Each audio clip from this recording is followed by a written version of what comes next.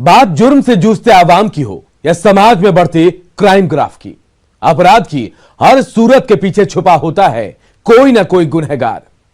नमस्कार, मैं हूं अनूप। तफ्तीश की राह में आने वाली हर कड़ी सुराग बनकर पहुंचाती है गुनहगारों को सलाखों के पीछे। तो आप बने रहिए हमारे साथ, क्योंकि हर जुर्म के खिलाफ हमारी तफ्तीश लगातार जारी है। औरंगाबाद में आए दिन हो रही हत्या की वारदातों से एक बार फिर जिले की कानून व्यवस्था पर सवाल खड़े हो रहे हैं। एक के बाद एक आपराधिक वारदातों से जहां आम लोग डरे सहमे हैं, तो वहीं पुलिस इस पर लगाम लगाने में नाकाम साबित हो रही है। देखिए पूरी रिपोर्ट। अगवा कर 4 साल के बच्चे की हत्या, परिजनों में मचा कोहराम। मृतक की नानी को किया जख्मी। सवालों के घेरे में पुलिस। लगातार हो रही हत्याओं से ग्रामीणों में दहशत।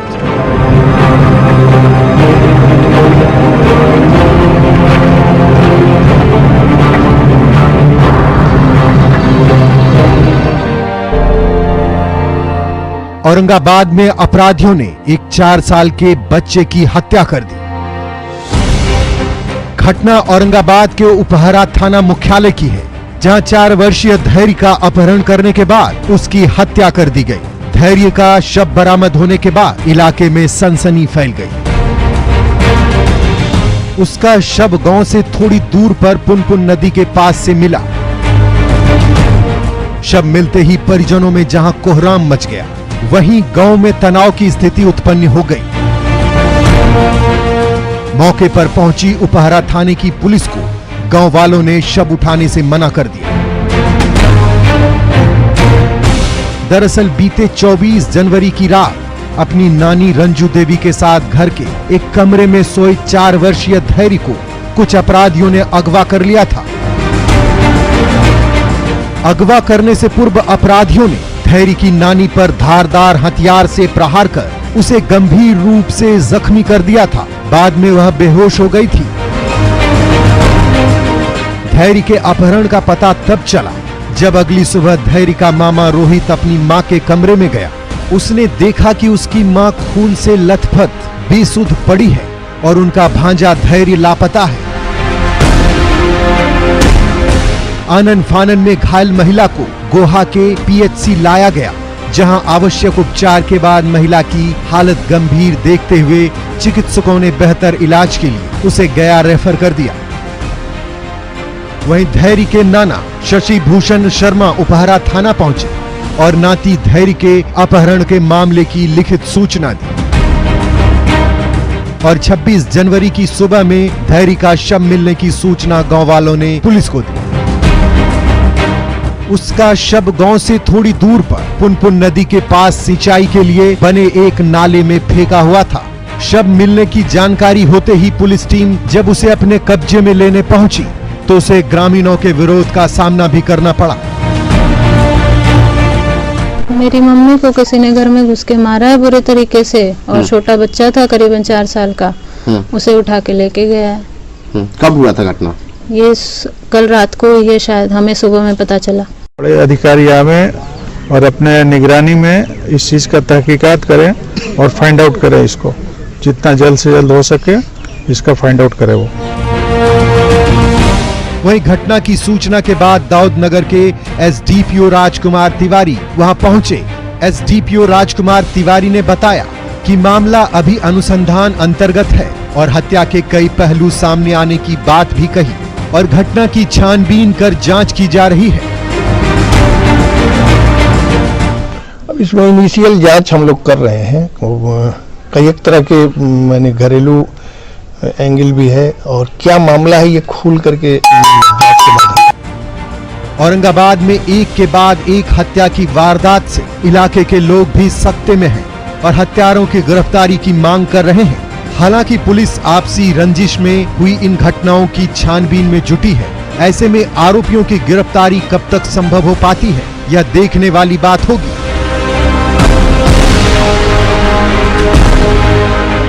न्यूज़ 18 के लिए औरंगाबाद से संजय की रिपोर्ट।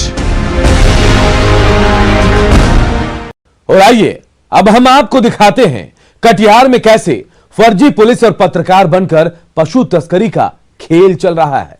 वहीं कटिहार पुलिस ने इस मामले का उद्भेदन करते हुए 2 ट्रक में सवार 61 मवेशी के साथ 2 तस्करों को भी पकड़ा है।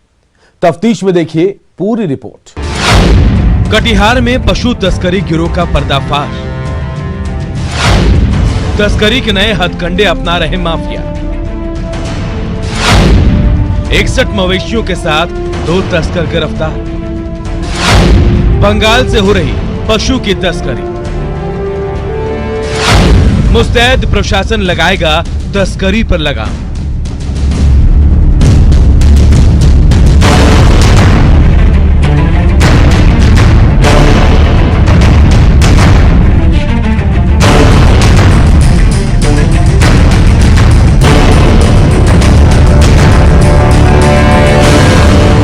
कारोबार से जिंदगी चलती है और कारोबार से ही व्यापार बढ़ता है, लेकिन ये कैसा व्यापार और ये कैसे व्यापारी जिसने चंद रुपयों की खातिर ही सूबे की इज्जत का पट्टा लगा दिया।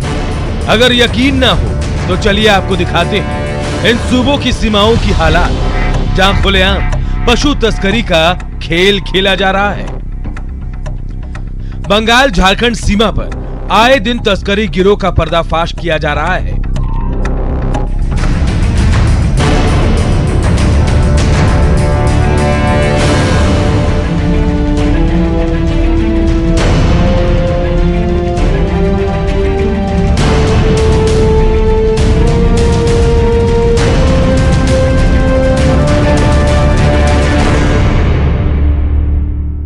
तस्करी गिरोह के सदस्य आए दिन तस्करी के नए नए हथकंडे अपना रहे हैं। ताजा मामले में तस्कर पुलिस और पत्रकार के वेश में तस्करी की घटना को अंजाम दे रहे हैं।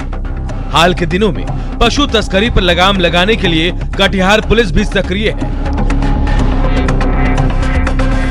जिसे लेकर मुफस्सिल थाना क्षेत्र के मोगरा फाटक के पास 2 ट्रक में सवार 61 मवेशी को लेकर जाते हुए पुलिस ने 2 लोगों को गिरफ्तार किया है। अनुमंडल पुलिस पदाधिकारी ने पूरे मामले पर पुष्टि करते हुए कहा कि कटिहार पुलिस ने कार्रवाई करते हुए 2 ट्रकों में बिहार के रास्ते बंगाल मालदा जिले के कुमेदपुर ले जा रहे 61 मवेशी को जब्त किया है। इस मामले में 2 लोगों को गिरफ्तार भी किया गया है। बड़ी बात यह है कि तस्करी के इस रैकेट में पुलिस और पत्रकार के वेश में कुछ लोग सक्रिय हैं। उन लोगों पर विभाग अब जांच के बाद कार्रवाई करेगा। बीते रात्रि मुफस्सिल थाना अंतर्गत मोगरा चौक पर 2 ट्रक से कुल 61 पशु पश्चिम बंगाल की ओर जा रही थी। इसे करीब पुलिस को जानकारी मिली और पुलिस के द्वारा उसको टोटली 61 पशु को जो है बरामद किया गया है। इसमें 2 पशु की मृत्यु हो चुकी है और 2 की हालत भी स्थिति अच्छी नहीं है। इसमें 2 ड्राइवर जो है उनकी भी गिरफ्तारी हो गई है और 2 ट्रक भी जब्त किया गया है। इस संबंध में प्राथमिकी दर्ज की गई है।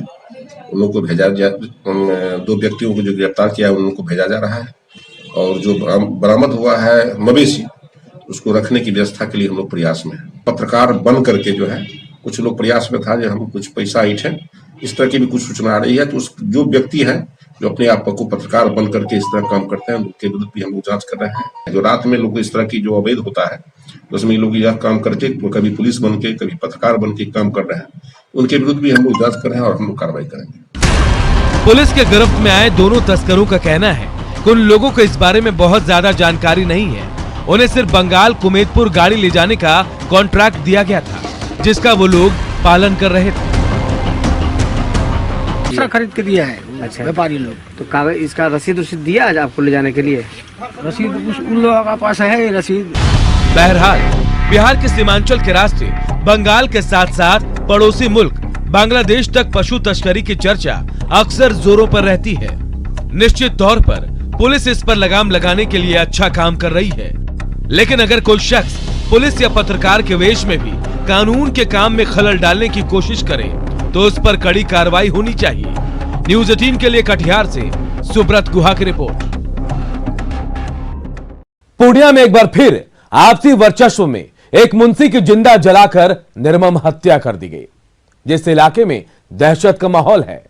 गैंगवार में अब तक कई लोगों की हत्या हो चुकी है। तफ्तीश में देखिए ये पूरी रिपोर्ट। पूर्णिया में फिर गैंग वॉर, मुंशी की जिंदा जलाकर निर्मम हत्या, आपसी वर्चस्व में हत्या की आशंका, खुलेआम मौत का तमाशा, तमाशबीन बनी रही पुलिस।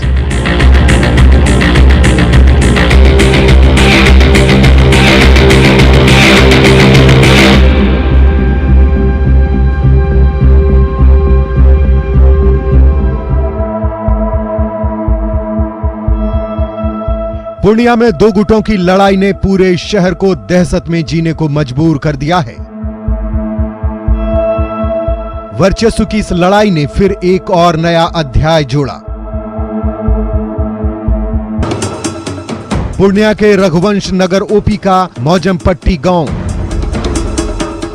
जहां बूचन यादव के मुंशी की जिंदा जलाकर निर्मम हत्या कर दी गई।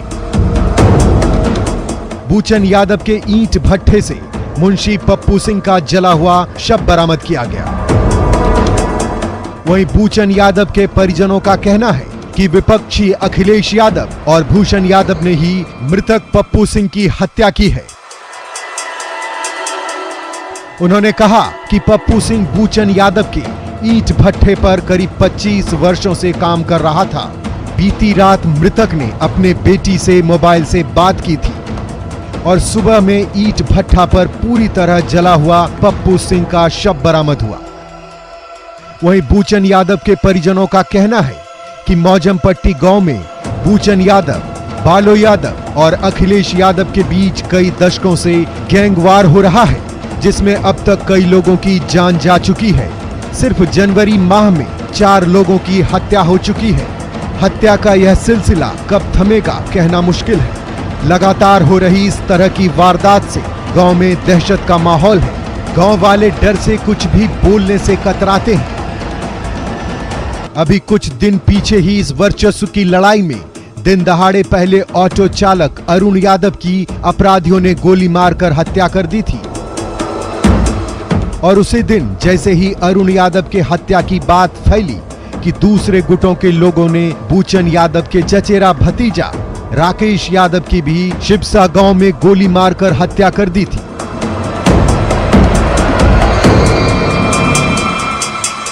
ये घटना, वो जो मृतक है वो ईंट भट्ठा के मुंशी थे, जो कि बूचन यादव के सारे कारोबार को देखते थे वो, और अचानक इसकी रात में आग लगा के इसकी हत्या कर दी गई है। और ये पुरानी रंजिश के कारण ऐसा हो रहा है। और वो भूषण यादव, अखिलेश यादव एंड बूचन यादव के गुटों के बीच ये रंजिश है। ये कई दशकों से ये घटना चल रही है मौजमपट्टी में। कई लोग मारे भी गए हैं, इसमें निर्दोष भी मारे गए हैं, दोषी भी है। वहीं सूचना मिलते ही रघुवंश नगर थाना पुलिस मौके पर पहुंची और जांच में जुट गई। रघुवंश नगर थाना प्रभारी महादेव कामत ने कहा कि स्थानीय लोगों का कहना है कि शव पप्पू सिंह का ही है। फिलहाल मौत कैसे हुई यह पोस्टमार्टम के बाद ही स्पष्ट हो पाएगा। मुंशी का शव पूरी तरह जला हुआ है, इस कारण से शव को पोस्टमार्टम के लिए भागलपुर भेजना पड़ा। चली लाश है और भट्टा से मिला है, गौरीपुर, जहाँ गौरीपुर भट्टा से। वो हम लोग नहीं, अभी जब तक पोस्टमार्टम नहीं हुआ क्या कारण है क्या नहीं, अभी नहीं हुआ है।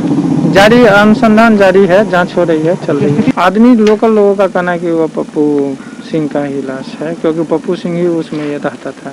मुंशी थे, यानी मुंशी हैं, अब वो उन्हीं का लाश है कि यह है, इस तो जांच का विषय। पूर्णिया में हुई इस हत्या के पीछे निश्चित तौर पर वर्चस्व की लड़ाई हो सकती है, लेकिन इसे रोकना भी पुलिस प्रशासन की ही जिम्मेदारी है। उम्मीद है पुलिस मामले में कार्रवाई करते हुए दोषियों को गिरफ्तार करेगी और उन्हें कानून संगत सजा दिलवाएगी। न्यूज़ 18 के लिए पूर्णिया से प्रवीण की रिपोर्ट। और अब वक्त हो चला एक छोटे से ब्रेक का, हम जल्द हाजिर होते हैं। बेखौफ अपराधी पुलिस को दे रहे चुनौती। आपराधिक वारदातों से लोगों में दहशत, बढ़ते क्राइम से शासन पर सवाल।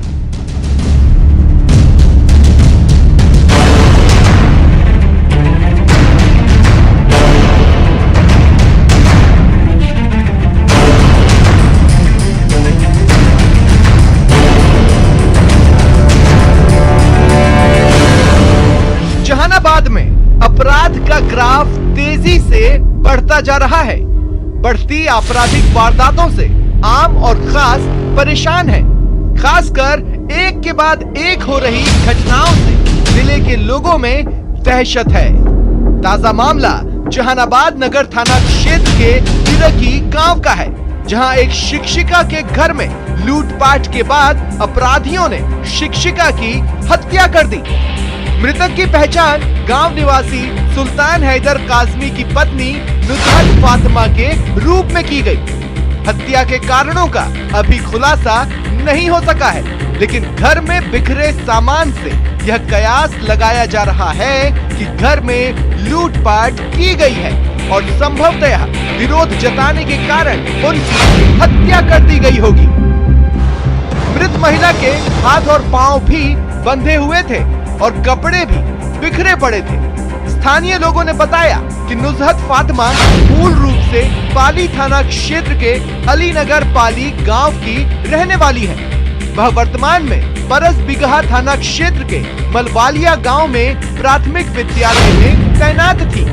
हाल ही में उन्होंने इरकी में नया घर बनाया था और उसमें अकेली रह रही थी। उनका पूरा परिवार रांची में रहता है। घटना के बाद वह घर में अकेली थी। संभावना जताई जा रही है कि शाम को अपराधी उनके घर में घुस गए, उन्हें बंधक बनाया होगा और फिर लूटपाट की और शायद विरोध जताने पर हत्या कर दी गई होगी। इस घटना के बाद आसपास के लोगों में काफी डर और दहशत का माहौल कायम है। जब यहाँ आए तो देखा कि ऐसी सी बात है और एक सैयद छोटन भाई वो पहुंचे घर पे यहाँ और उसके बाद उनको कपड़ा ही उड़ाए। इनके साथ में घटना बहुत जबरदस्त हुआ। इनके घर में डकैती भी, पूरा छितर बिटर सामान भी है इनका। जी हाँ, अकेले रहती, बिल्कुल अकेले थी। शिक्षिका थी। जी हाँ, शिक्षिका थी। पूरा सामान में अंदर लूटपाट भी है, अंदर पूरा इनका सामान जितने भी है सब चीज छितर बितर में है इनका। वहीं वारदात की जानकारी मिलने के बाद एसडीपीओ अशोक कुमार पांडे और नगर थाना अध्यक्ष रवि भूषण पूरे दल बल के साथ घटना स्थल पर पहुंचकर मामले की जानकारी लेने में जुट गए और एफआईआर दर्ज कर पुलिस आगे की कार्रवाई में जुटी है। अपराधियों की पहचान के लिए डॉग स्क्वाड और घटना स्थल से साक्ष्य जुटाने के लिए एफएसएल की टीम बुलाई गई है। मर्डर की सूचना हम लोग को मिली है इसी बीओ पे, एक ही गाँव है। नुसरत फातिमा क्लास टीचर थी परस बिगहा में, तो इनकी हत्या की सूचना मिली है तो हम लोग आए हैं। अभी बाकी का काम कर रहे हैं, आप लोग देख रहे हैं। अभी क्या बोले हैं, अभी बोलना मुनासिब इसलिए नहीं है कि अभी हम लोग देख रहे हैं बॉडी को, तो आप लोग भी आए हैं तुरंत। अभी कुछ कहा नहीं जा सकता है, इसलिए कि अभी हम लोग देख ही रहे हैं, अकेली महिला थी, कुछ भी हो सकता है। बहरहाल लाख कोशिशों के बावजूद पुलिस अपराधियों पर नकेल कसने में विफल साबित हो रही है। वहीं लगातार हो रही आपराधिक वारदातों से लोगों में पुलिस के प्रति असंतोष भी बढ़ रहा है। जिले में जिस तरह से अपराध का ग्राफ बढ़ता जा रहा है, उससे आम लोगों को भी परेशानी हो रही है। जरूरत है कि अपराधियों के मन में पुलिस का खौफ कायम हो, ताकि जिले में बढ़ रही आपराधिक वारदातों पर अंकुश लगाया जा सके। न्यूज़ 18 के लिए जहानाबाद से रागिब अहसन की रिपोर्ट। अपराधी चाहे लाख शातिर हो, तफ्तीश की दिशा अगर सही है तो बच नहीं सकता कोई गुनहगार सलाखों के पीछे जाने से। तो पुलिस चाहे सोई हो, मुजरिम चाहे कोई हो, आप बने रहिए हमारे साथ, क्योंकि हर जुर्म के खिलाफ हमारी तफ्तीश लगातार जारी है।